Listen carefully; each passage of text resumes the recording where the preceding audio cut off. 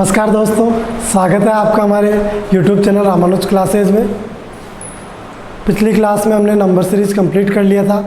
आज हम रीजनिंग का एक नया टॉपिक काउंटिंग फिगर्स पढ़ेंगे, मतलब आकृतियों की गणना। आकृतियों की गणना के तहत हम पहला पढ़ेंगे त्रिभुजों की, ट्रायंगल्स की गणना करेंगे। ट्रायंगल को गिनेंगे आज सबसे पहले। आइए हम पहला उदाहरण लेते हैं उसका।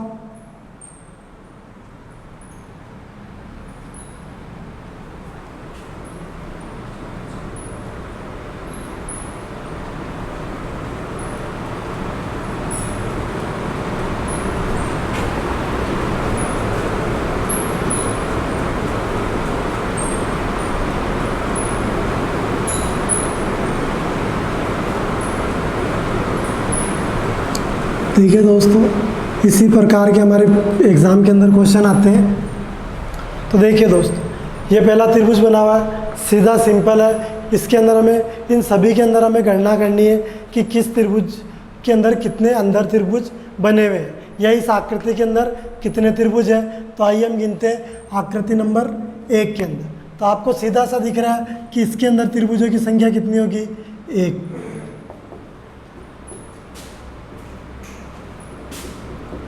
त्रिभुजों की संख्या इसमें कितनी होगी, 1। सीधा सिंपल दिख ही रहा है। अब हम बात करते हैं इसकी। तो देखिए इसके अंदर अगर मैं बात करूं इस त्रिभुज के, तो इस त्रिभुज के 3 भाग हो रखे हैं, ऊर्ध्वाधर 3 भाग हो रखे हैं। देखिए भाग 1, 2 और 3। हमें ज्ञात करना है कि सर इसके अंदर कितनी आकृतियाँ हैं। तो देखिए हम कैसे ज्ञात करते हैं। तो इसके अंदर कितने अंदर बने हुए, 1, 2 और 3। तो हम क्या करेंगे, इन संख्याओं को जोड़ लेंगे। 1 + 2 + 3 तो कितने हो गए, 1, 2, 3 और 3 6। इसका मतलब इसके अंदर आकृति के अंदर त्रिभुज कितने होंगे, 6। देखिए ये बना हुआ है एक त्रिभुज,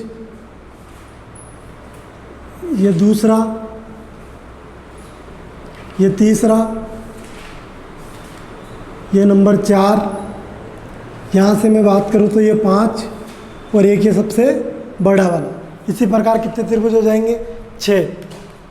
तो हम देख रहे हैं कि हम क्या करें, इन संख्याओं को जोड़ रहे हैं। जितने भाग होंगे हम उनको जोड़ते हुए जाएंगे तो हमारे पास क्या आ जाएगी, त्रिभुजों की संख्या आ जाएगी। आइए हम अगले प्रश्न को देखते हैं। इसकी हम काउंटिंग करते हैं। तो 1, 2, 3 और 4 कितने हो गए, 1, 2, 3 और 4। तो हम इनको जोड़ते हैं दोस्तों। 1 + 2 3, 3 और 3 6, 6 और 4 10। तो कुल इसके अंदर त्रिभुजों की संख्या कितनी हो जाएगी, 10। तो हम क्या देख रहे हैं दोस्तों कि हम जैसे जोड़ते जा रहे हैं हमारे पास आंसर आ रहा है 10। तो ये है क्या, हम जोड़ क्या रहे हैं, इन संख्याओं को जोड़ रहे हैं। इन संख्याओं को हम वैसे क्या बोलते हैं, प्राकृत संख्या। प्राकृत संख्या वे संख्या होती है जो 1 से प्रारंभ होती है। तो हम डायरेक्ट ये भी कर सकते हैं कि प्राकृत संख्याओं का योग। इसका मतलब हम ये कह सकते हैं कि प्राकृत संख्याओं का योग। हम प्राकृत संख्याओं को जोड़ रहे थे। और वैसे देखा जाए तो प्राकृत संख्या का सूत्र होता है n कोष्ठक n + 1/2। हम इस सूत्र से आसानी से निकाल सकते हैं, 5 सेकंड में प्रश्न हो जाएगा। देखिए अगर मैं बात करूं n बराबर क्या है, तो आंतरिक त्रिभुजों की संख्या। n बराबर क्या होगा, आंतरिक त्रिभुजों की संख्या। तो देखिए दोस्तों, मैं इस सूत्र के अंदर मान रखता हूं। तो n बराबर कितना हो गया, n कितने दे रखे हैं, 1, 2, 3 और 4, मतलब कुल कितने हैं, 4। तो आप यहाँ पर मान रखिए 4 कोष्ठक 4 + 1/2। तो हमारा मान क्या हो जाएगा, 4 × 5/2। 2 को 4 से काटा तो कितने हो गए, 5 दूनी 10। तो देखिए दोस्तों, हम 2 प्रकार से कर सकते हैं। एक तो प्राकृत संख्याओं का योग जोड़कर, तथा दूसरा तरीका हमारे पास क्या है, हम इसी का सूत्र काम में ले लेते हैं, n कोष्ठक n + 1। ठीक है दोस्तों, यहाँ पर हमने देखा कि आंतरिक त्रिभुजों की संख्या 4 थी, और 4 से एक ज़्यादा अगर मैं बात करूँ अंदर, तो 4 + 1 5, 4 पंजे 20 के आधे कितने हो जाएंगे, 10। तो इसी प्रकार हम चाहे जितने त्रिभुजों का निकाल सकते हैं। एक और उदाहरण देखिए दोस्तों, अगर मैं बात करूं यहाँ पर,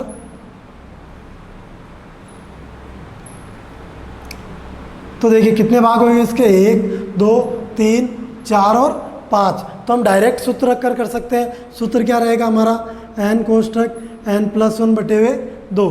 n कितना है 5, 5 गुणा 5 + 1 कितने हो गए 6/2। 2 को 6 से काटा 3 बार तो 5 3 15। डायरेक्टली हम इस तरीके से कर सकते हैं कि हम क्या सूत्र लगाएंगे, n कोष्ठक n+1। इसी प्रकार हमारा ये प्रश्न हल हो जाएगा।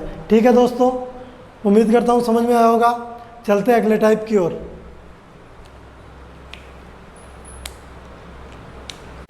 हाँ तो दोस्तों 2 टाइप हमने कर ली, अब हम चलते हैं टाइप 3 की ओर। ठीक है दोस्तों, टाइप 1 हमने पढ़ी थी ऊर्ध्वाधर और टाइप 2 पढ़ी थी हमने क्षैतिज रेखा वाली। अब हम पढ़ेंगे दोनों का मिश्रण। मैं बात करता हूँ ऊर्ध्वाधर प्लस क्षैतिज रेखा। ठीक है दोस्तों, आइए हम उदाहरण देखते हैं इनके।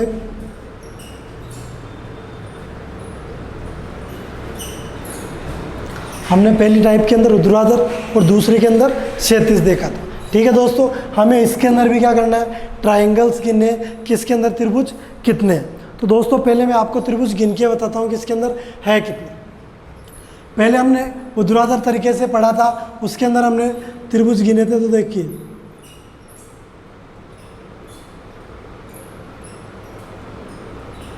ये त्रिभुज नंबर 1 हो गया, ये त्रिभुज नंबर 2 और इन सबसे बड़ा हुआ जो बड़ा वाला त्रिभुज है, ये त्रिभुज नंबर हो गया 3। हमने ऐसे ही पढ़ा था कि प्राकृत संख्याओं का योग कितना हो रहा था, 3 त्रिभुज। ठीक है दोस्तों, अगर मैं बात करूं इससे आगे वाले की, तो देखो इसके अंदर भी सेम प्रोसेस आ रही है, 1 2 और ये बड़ा वाला 3। इसके अंदर भी सेम प्रोसेस आ रही है। इसका मतलब 3 और 3 कितने हो गए, 6 हमने बनाकर देख लिए। तो क्या हम हमेशा बनाते रहेंगे, क्या हम बनाते नहीं रहेंगे। हमने देखा कि 1 + 2 भी कितने हो रहे हैं, 3। इसका मतलब कुल त्रिभुज हो गए हमारे पास 6। ठीक है दोस्तों, अगला एक और टाइप देखते हैं हम। एक और उदाहरण देखिए।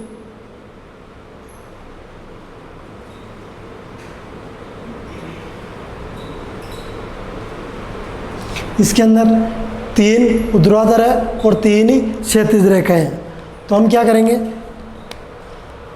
क्या हम हर बार इसी तरह गिनते हुए जाएंगे, क्या हम हर बार गिनेंगे नहीं। तो हमने पहला तरीका हमारे पास क्या था कि आंतरिक त्रिभुजों की संख्याओं का योग, मतलब प्राकृत संख्याओं का योग कर रहे थे हम। 1 + 2 + 3 कितने हो गए। फिर इसी प्रकार हम काउंट कर रहे थे कि 1 + 2 और 3 कितने हो गए, 6। फिर हमने लिखा 6 और हम तीनों को इस प्रकार जोड़ रहे थे, तो हमें कुल प्राप्त हो रहे थे 18 त्रिभुज। कैसे दोस्तों, आपने देखा कि देखिए मैं एक टाइप का आपको बना के बता भी देता हूँ। ये हो गया 1, ये 2, ये 3। ठीक है दोस्तों, अब देखिए इसका और इसका मिला के हमारे पास क्या बन रहा है, 4। इसको और इसको मिलाकर हमारे पास क्या बन रहा है, 5। और ये वाला 6 बन रहा है। पता पड़ा कि कैसे 6 आ रहे हैं। इसी प्रकार इसकी 3 लेयर बनी हुई है। इसी प्रकार अगर मैं इस पर यह लागू करूँगा और इस पर भी, तो कितने आएंगे, 6 × 18। हम हर बार गिनेंगे नहीं, तो हम इसके लिए एक नया फॉर्मूला बनाते हैं दोस्तों। तो वो क्या रहेगा कि आंतरिक त्रिभुजों की संख्याओं का योग मतलब प्राकृत संख्याओं का योग। मैं क्या बोल सकता हूँ कि प्राकृत संख्याओं का योग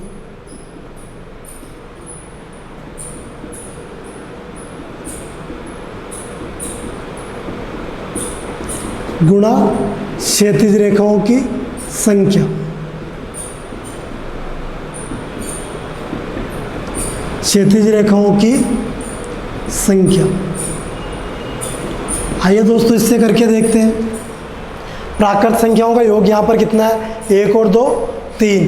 तो हमने आकृति फर्स्ट का किया, इधर कितना आया, 3। अब इसमें क्षैतिज रेखाओं की संख्या कितनी है दोस्तों, 1 और 2। तो हमारा आंसर क्या आ जाएगा, 3 दूनी 6 आ रहा है। ठीक है दोस्तों, अगला इसको करके देखते हैं।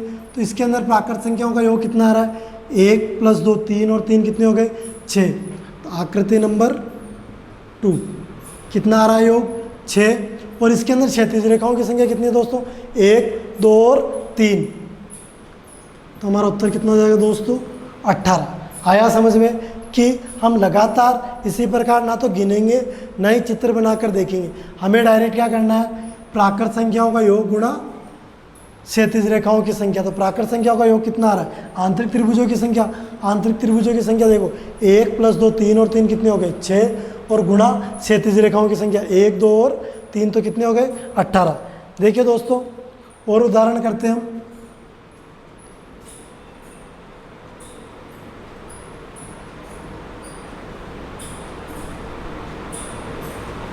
कितने पार्ट कर दिए हमने, 1 2 3 और 4। इसी प्रकार मैं इसके 4 भाग और कर देता हूँ, 1 2 3 और 4। ठीक है दोस्तों, हम इसी की तर्ज पर करते हैं। सबसे पहले हम क्या करेंगे, प्राकृत संख्याओं का योग कितना हो रहा है, 1 + 2 3 3 6 और 4 10। कितना हो गया 10 हो गया आपके पास। आप यहाँ रख दीजिए आकृति नंबर 3। कितना आ रहा है दोस्तों, प्राकृत संख्याओं का योग 10। अब हम बात कर रहे हैं कि सर क्षैतिज रेखाएं कितनी है, तो 1 2 3 4 और 5। कितनी क्षैतिज रेखाएं ले ली हमने, 5। तो हम यहाँ पर किससे गुणा कर देंगे, 5 से। तो हमारा उत्तर कितना आ जाएगा 50। ठीक है दोस्तों, बिल्कुल ईजी है। ज़्यादा से ज़्यादा 5 सेकेंड आपको काउंटिंग करनी है यहाँ पर और इनका एडिशन करना है। 1 2 3 3 6 और 4 10 और क्षैतिज रेखाओं की संख्या गिननी है 1 2 3 4 और 5। तो 10 को 5 से गुणा किया तो 50। आपको आंतरिक त्रिभुजों की संख्याएं भी कितनी भी मिल सकती है और क्षैतिज रेखाओं की संख्याएं भी कितनी भी मिल सकती है। घबराना नहीं है, सीधा सा फंडा हमारे पास कि प्राकृत संख्याओं का योग गुणा क्षैतिज रेखाओं की संख्या। ठीक है दोस्तों, चलते हैं हम अगले टाइप की ओर।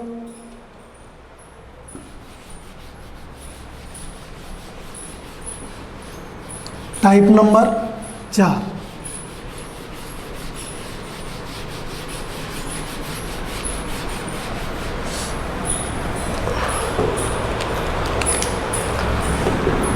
अब हम करने जा रहे हैं टाइप नंबर 4। देखिए दोस्तों, जो हम टाइप नंबर 4 करने जा रहे हैं ये हमारी मूल आकृति है। इस पैटर्न के अंदर हमारे पास नया क्या आ रहा है कि त्रिभुज के अंदर त्रिभुज बना हुआ है। क्या है, त्रिभुज के अंदर त्रिभुज बना हुआ है और हमें इसके अंदर कुल त्रिभुजों की संख्या ज्ञात करना है। तो हम कैसे ज्ञात करेंगे, देखिए दोस्तों बिल्कुल सिंपल है ये तो, कि हम क्या करेंगे, इसको काउंट करते हैं 1 2 3 और 4। कुल अंदर त्रिभुजों की संख्या हमें कितनी दिखाई दे रही है, 4 और 1 हमारा ये मूल त्रिभुज आपको दिख ही रहा है। तो इसके अंदर त्रिभुजों की संख्या कितनी हो रही है, 4 + 1 कितनी हो गई 5। कितनी हो गई 5। इसका मतलब आप सीधा सा देखिए, एक और उदाहरण से लेते हैं हम।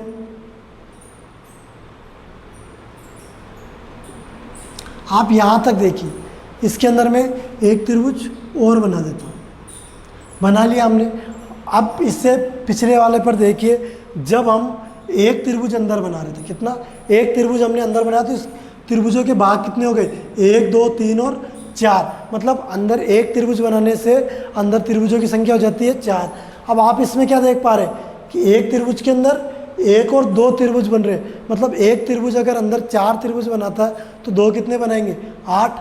तो गिन लीजिए आप, 1 2 3 4 5 6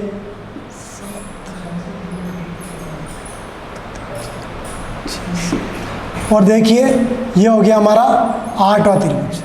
ठीक है दोस्तों, 1 2 3 4 5 6 7 और एक ये बड़ा वाला त्रिभुज हो गया कितना, 8। और एक क्या हो गया, ये सबसे बड़ा वाला त्रिभुज। तो हमने गिने तो हमारे पास त्रिभुज कितने हो गए, कुल 9 त्रिभुज। कैसे है दोस्तों, तो हमने देखा कि एक आंतरिक त्रिभुज 4 बनाता है, दूसरा भी कितना बनाएगा 4। तो 4 इसके और 4 इसके, कुल कितने त्रिभुज हो गए 8। और 8 और एक बड़ा वाला कितना हो गया 9 त्रिभुज। तो हम कह सकते हैं 4 4 + 1 कितने हो गए 9। तो हमारे पास कुल त्रिभुजों की संख्या कितनी आ जाएगी 9। तो ध्यान रखना त्रिभुजों, दोस्तों कि हर प्रत्येक त्रिभुज अंदर कितने त्रिभुज बनाता है? 4। तो आइए एक नया एक और करते हैं।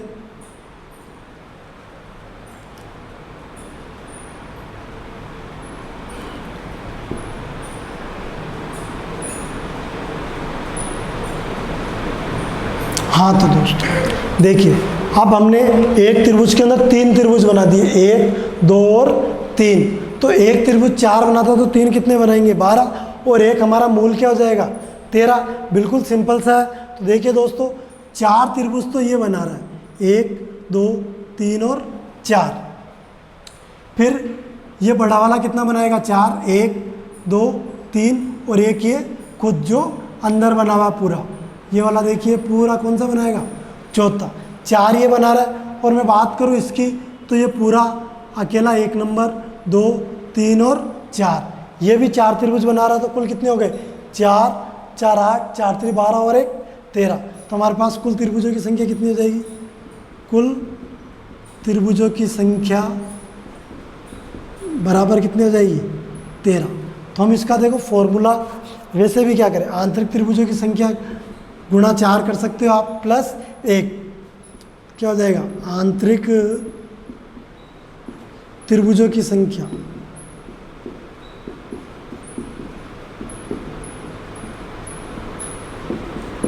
आंतरिक त्रिभुजों की संख्या गुणा 4 प्लस 1। तो आइए दोस्तों, इसके अंदर आंतरिक त्रिभुज कितना है? 1। तो हम फॉर्मूले के अंदर क्या रखेंगे? 1 गुणा 4 प्लस 1। कितना आ जाएगा दोस्तों? 4 प्लस 1 बराबर 5।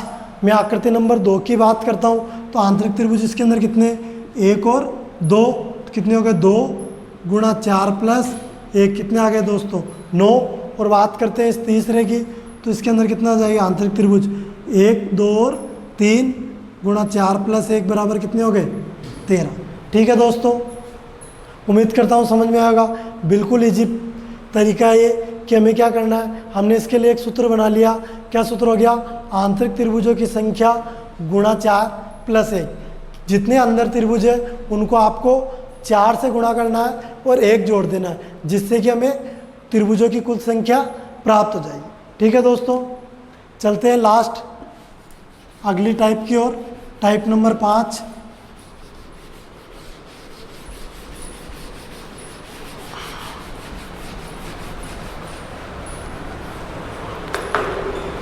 देखिए दोस्तों, टाइप नंबर 5। अभी हमने क्या किया था कि देखिए दोस्तों कि त्रिभुज के अंदर त्रिभुज बना हुआ था, यह टाइप किया था हमने। और हमने इसके अंदर त्रिभुजों की संख्या काउंट की थी। हमें पता है कि एक त्रिभुज कितने त्रिभुज बनाता है? अंदर 4 आंतरिक त्रिभुजों की गणना करता है ये, 1 2 3 और 4। अब नई टाइप के अंदर हम क्या करेंगे? कुछ नहीं, इस टाइप के अंदर देखो यहाँ पर हम इसके 3 भाग और ऐड कर देंगे। ठीक है दोस्तों, तो इस टाइप से हमें क्या पता पड़ रहा है? देखो बिल्कुल ईजी है। हमने पिछला जो टाइप किया था, देखिए इसी के परिप्रेक्ष्य में करते थे। कितने भाग हो रहे थे? 1 2 3 और 4 त्रिभुजों की गणना कर रहा था। और एक अंदर ये कितना हो गया? 5। अब हमने इसके अंदर नया क्या किया? हमने क्या किया दोस्तों? इसके 2 भाग कर दिए। यहाँ 2 भाग करने से आप देखो 2 त्रिभुजों का निर्माण हो रहा है, एक ये और एक ये। इसका मतलब प्रत्येक भाग कितने त्रिभुजों की गणना, नए त्रिभुजों का निर्माण कर रहा है? 2 का। तो हम यहाँ पर क्या करेंगे? देखिए दोस्तों, 1 और 2, यहाँ पर क्या बन रहा है? फिर 2, 1 और 2, फिर 1 और 2। इसका मतलब हमने 3 अगर यहाँ पर नए लाइनें खींचकर त्रिभुजों का निर्माण किया तो एक लाइन 2 त्रिभुजों का निर्माण कर रही है, तो 3 कितने के करेगी? 6 के। इसका मतलब हमारे पास कुल त्रिभुजों की संख्या कितनी हो जाएगी? अगर मैं बात करता हूँ इसकी, तो आप अच्छे से गिनते हम,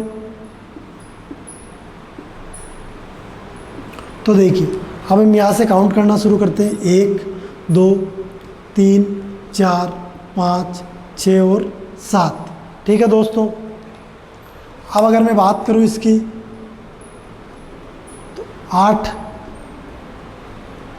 9 10 और अगला एक जो सबसे हमारा मूल त्रिभुज है उसको हम देखते हैं। तो हमारे पास त्रिभुजों की संख्या कुल कितनी हो गई? 11। कुल त्रिभुजों की संख्या कितनी हो गई? 11। ठीक है दोस्तों, बिल्कुल ईजी है। तो हम इस टाइप को कैसे देखेंगे कि वही आंतरिक त्रिभुज हो गया। तो आंतरिक त्रिभुजों के अंदर कितने हो गए, 4 और 1 5 तो ये, और प्रत्येक लाइन 2 त्रिभुज का निर्माण करती है। तो आपको कुछ नहीं करना है, एक त्रिभुज अंदर बना हुआ तो 4, 2 6, 2 8, 2 10 और एक मूल त्रिभुज कितना हो जाएगा 11। ठीक है दोस्तों, आया होगा समझ में। इसके कुछ और उदाहरण लेते हैं हम।